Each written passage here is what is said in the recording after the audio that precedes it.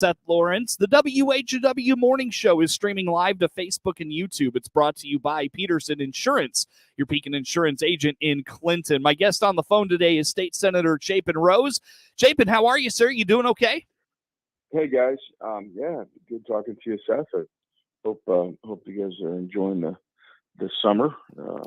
I think we could use a little rain, that's for sure. Yeah, for sure. And over your way, that Mahomet Champaign corridor, from what I've heard, is really rather dry. I've got the National Weather Service coming on the show next week. We'll probably get an update from them. But last I heard, you guys were really in need of rain in a bad way over there. So hopefully maybe we get some reprieval next week. But in the meantime, Chapin, I know that it's somewhat of a slow time in Springfield, which has allowed the governor to travel the country, and he's making stops all over the place talking about how great of a state Illinois is. What say you about this?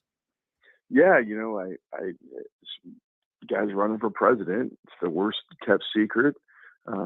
People laugh when I said that 2 years ago, but it's clear.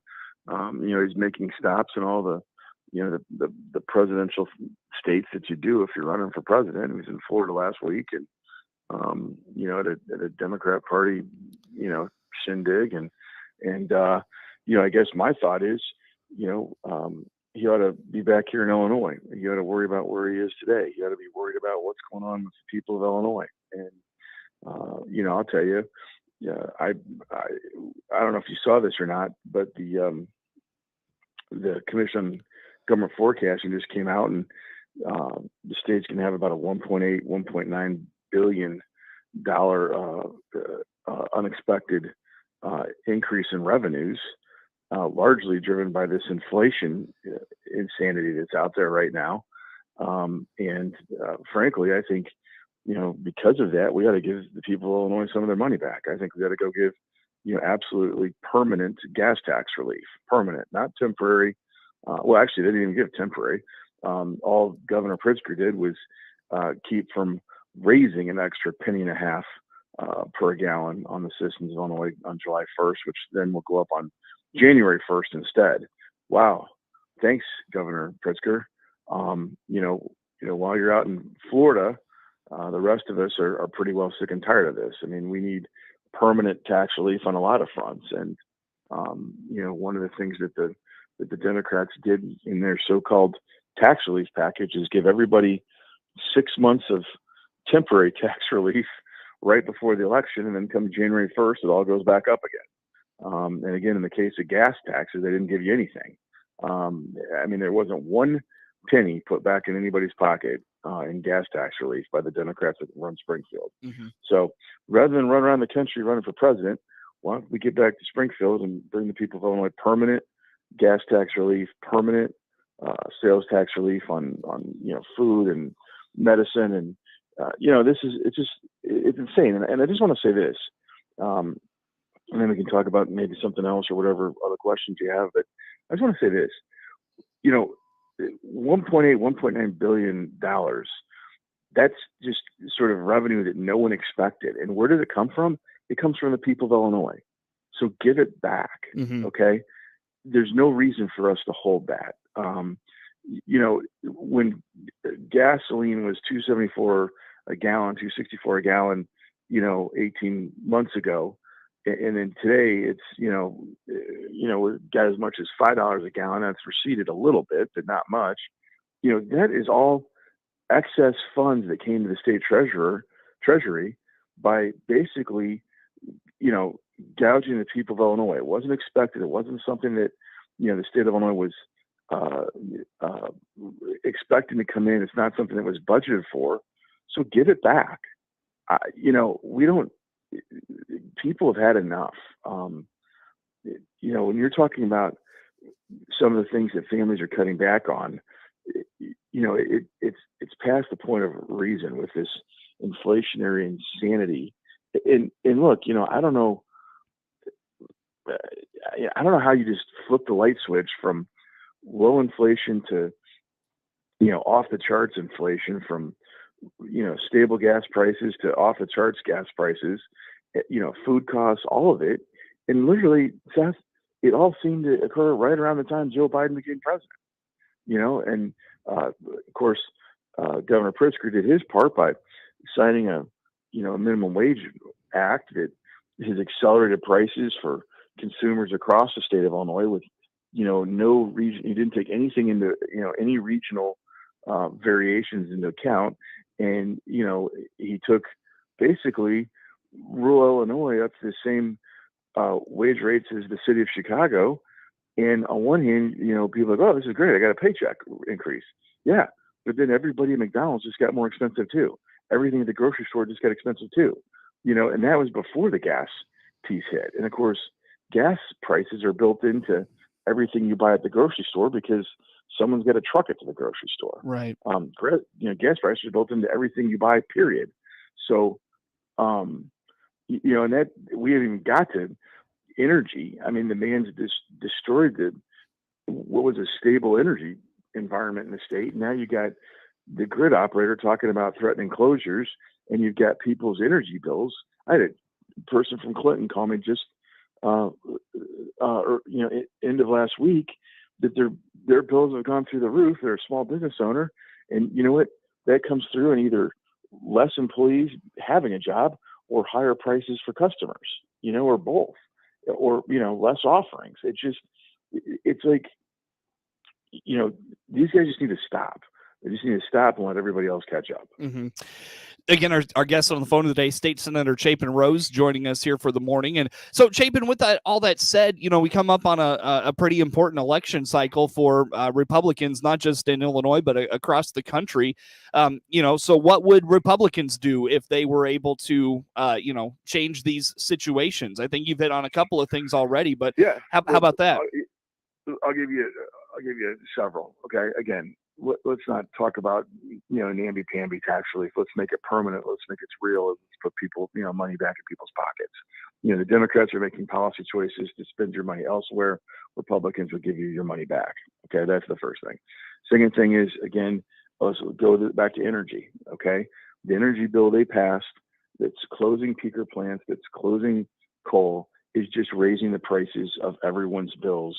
The power bills at home, the power bills at work, business, everybody. Okay, that bill that passed just in the last year has skyrocketed rates in South Illinois. Mm-hmm. And now, if you're lucky enough to be in a community that's on municipal aggregation as a residential owner, you probably haven't been hit too hard yet. But again, it's distorting the marketplace, and so you have some people whose I think his rates went from $200 a month to $600, just in a single month. On the other hand, you've got the grid operator themselves saying that we may be talking about brownouts. So let's undo that. Let's get to rational energy policy where we can have stable supply at affordable prices. Those are just some of the things. But again, this is all policy choices of liberal progressives who somehow think you can turn off coal, for example, and suddenly there isn't going to be any impact at all on your ability to flip the switch if the lights come on. The last thing I would highly recommend, and it was sort of amazing that Pritzker had no cognition of it, is just the fact that Clinton isn't Chicago.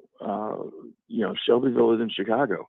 Having a regional wage rate for minimum wage makes far more sense than this massive, walloping increases that we've had over the last year and a half, 2 years now. That's just every 6 months. And again, oh, hey, look, my pay went up at work. Great. Yeah. But then work just raised the price of food to pay for that. So it's not like you're keeping that money. You're just paying it back to the grocery store or the McDonald's or the movie theater or whoever it is, whatever it is you're buying, because it has been no cognition, and we're losing jobs now, particularly in South Illinois, because of this. And I've got major employers. I'll tell you what, here's a perfect, this is the best I can say it. In the new district, I did a little bit of a tour the other day and went down to Lawrence County. And when I got with what I was doing in Lawrence, which is, by the way, that's along the Wabash River down in next to Indiana. It's about 2 hours maybe 2 hours and 15 minutes from Clinton. But I went across the river to Indiana at Vincennes, and I just drove south for about an hour. There were brand new factories the entire way in Indiana going south. Factory. You know what else they had? Brand new home starts, brand new restaurants, brand new, just growth. Okay. And then you go on the inside of the Illinois state line, and, it's been 30 years of stagnation. And, it's all because of the policies of this state versus a stable state with, stable economic policy where employers can make secure investments, not worried about what's going to hit them down the road. Mm-hmm. How do you circle that square with what you're talking about there, Chapin, of, a stagnant state and, losing jobs and all those things. But then, you hear Governor Pritzker talk about, companies like Citadel leaving and Caterpillar moving corporate headquarters out and, recently, or corporate jobs out. And then recently, Boeing, not that long ago, a lot of those jobs have left and those sorts of things. But he's talking about how, there's job growth and, we're seeing reports from the Department of Employment about, the jobless rates are down and all those sorts of things. Like, who's right in this situation? Well, first of all, you can just throw the job growth stuff out the window because they don't count people who stopped looking for work. Okay. The people who have given up. So, in the great resignation or whatever you want to call it, right? All those people that left the workforce aren't counted, but yet you still see help wanted signs everywhere, right? Mm-hmm. So there's a disconnect in what is officially counted and reality. I mean, it's kind of like, it's kind of like the wage, it's kind of like the inflation, the core inflation. The inflation index doesn't even include many of the things that, people consume on a daily basis. Well, how relevant is that as a statistic, to reality? So when they come out and say, inflation is at 8%, I think most people listening to this would know it's actually worse than that. Right. Now that said, this is the problem. In JB land, everything is fine. It's so good that he's run around the country trumping himself for president. Again, Florida last week. Go talk to the average guy on the square in Clinton and ask them their opinion. And it's a complete 180. And, JD's at the height of, he thinks this is going to be a shoo-in for re-election. And, he's already on TV with his billions of dollars, making his case. But I just gotta, I know that there are large parts of Illinois who just feel like they're being left behind and have been left behind. And whatever JB land world he's in, that's not the same world for most of the people of Illinois. Mm-hmm. And, and I think that the crime issue is catching up. Mm-hmm. Yeah, we haven't even touched on that. I mean, we're 15 minutes into the conversation. That's the first time you've mentioned crime. I mean, Citadel is leaving because of crime, because they don't feel safe in Chicago. And it's like, I remember when Jimmy John left, and there were these, people in Urbana that were, almost gleeful with their, well, don't let the door kick you on the way out. You know what I mean? Except that those people in Urbana eat taxes for a living, right? They survive because they're eating taxes, right? And at some point in time, you lose the Jimmy Johns, you lose the Citadels, you lose the Boeings. That equation doesn't write itself.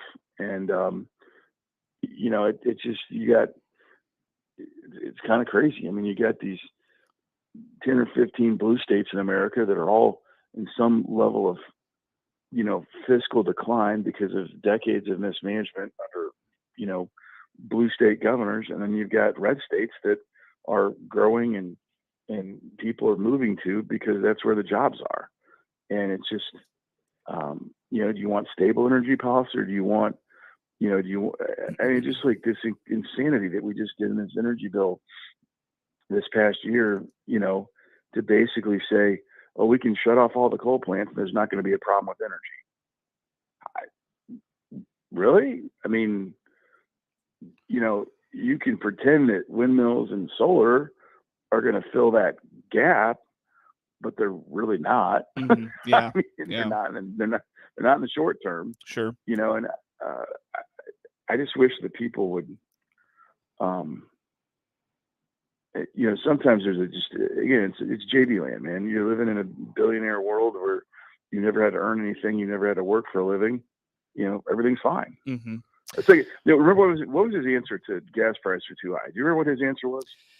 I've heard so many of his comments lately. I can't remember what was his answer. Get an electric vehicle. Mm. Same thing the Michigan governor said the other day. Mm-hmm. Gas prices are too high. Well, go get an electric vehicle. Really? You think the people of Shelbyville have got a spare $60,000 sitting around to go buy an electric vehicle? I mean, what world are you in? Right. Yeah. It's and you had Pete Buttigieg in front of I think a Senate committee hearing yesterday talking about we've got to go through the pain to get to the get everybody an electric vehicle type of thing, and most people can't afford an electric vehicle. I sure can't. I don't know about you. Have you got your electric vehicle yet, Rose? I do not. Although I was trying to find a cheap used one, and shockingly, they don't exist. Yeah. Well, there's not. There's just right now. You just can't find a good used car in general. So yeah. Right. I mean, this is my whole point, right? Go get an electric vehicle is sort of the functional equivalent of let them eat cake, right? It's like the modern equivalent of let them eat cake. It's not even possible. Mm-hmm. It's such a ludicrous response that it just belies the fact that the guy's living in dream world. Mm-hmm. Right? Yeah. Oh, well, then can't everybody afford a Tesla? I've got 3. You know what I mean? Or whatever. Yeah. It's like, no. Like most people, $60,000 a year for a new electric vehicle is just not in the cards for most Illinoisans. Yeah. Chapin, I'll tell you what, let's take a time out here. We'll come back and talk some more. State Senator Chapin Rose on the phone with us for this morning. Back with more after this.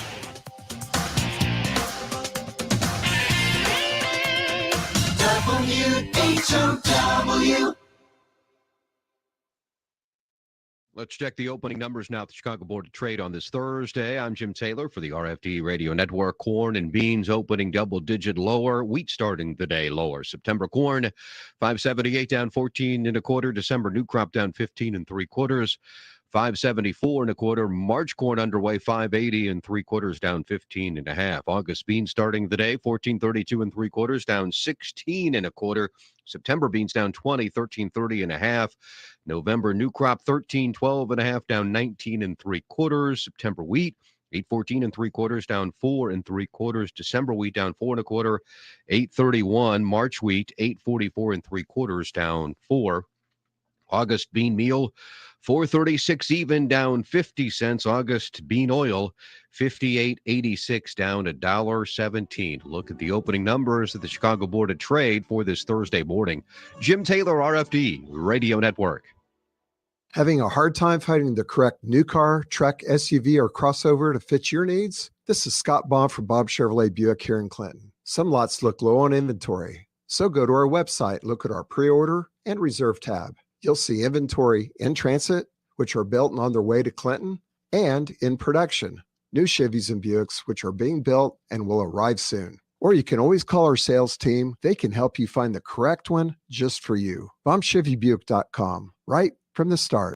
At Love It Once More Thrift Store in Clinton, we have everything you need for summer fun. And right now, all our kids and adult clothes are 10% off. This is Connie reminding you to shop here and donate here first. See us on Facebook or DivaDailyNews.com. This is Ryan Utterback with Utterback Real Estate. Don't get burned. No worries, I have my SPF 1000. It's time to list your house with us while the market's still hot. Like Pekin wrapped jalapenos. And that's why you're the other Ryan. List your house today by clicking the Utterback Real Estate icon at DeWittDailyNews.com.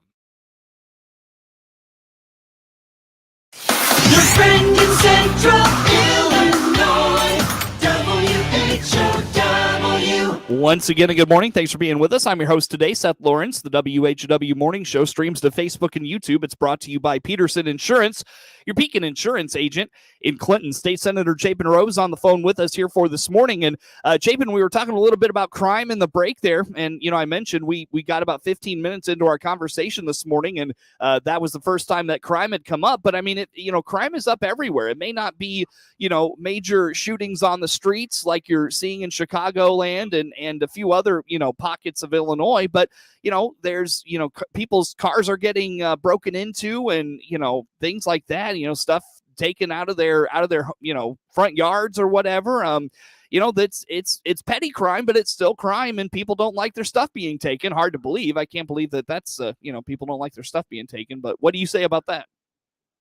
Yeah, well, what I say is that, once again, JB and the Democrats' prescriptions have, been worse than the disease. I mean, to let everybody out of jail like they've done, it's just, most rational, thoughtful people can understand that when bad guys are behind bars, they're not on the streets committing more crimes, right? It's fairly simple.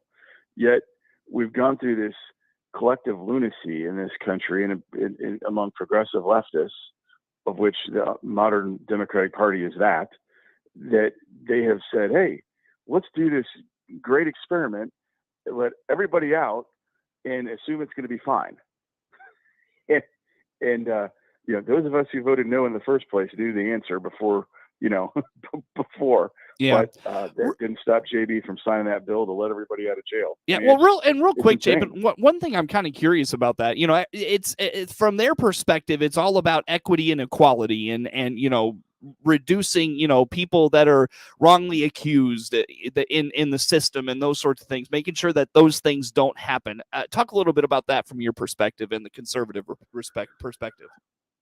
Yeah, well, I mean, look, you can do things like address wrongly accused by making sure you've got the appropriate pretrial, standards in place in prosecutors' offices and among defense attorneys, right? I mean, that's where you address that. You don't address it by letting clearly guilty people, run amok on our streets, and that's what they did. And I just don't, It is what it is at this point, but it needs to change. And, the pendulums have always swung. They've swung too far on this one. And if you talk to real people from Chicago to Cairo, they've had it. They've had it with watching, their loved ones get injured. And by the way, talk about equity. Where's the equity for the victims? Right. Yeah. Where's the equity for the victims? Sure. Where is it? Yeah. It's gone. I mean, it's as if they don't even count anymore. Mm-hmm. And, it's going to be, look, you're going to have a clear choice in November between, Chapin, I don't mean to do this to you. I hate to cut you off. I got to let you go for the day. That's State Senator Chapin Rose on the phone with us. Network News is now. 1520 WHOW Clinton, 92.3 FM,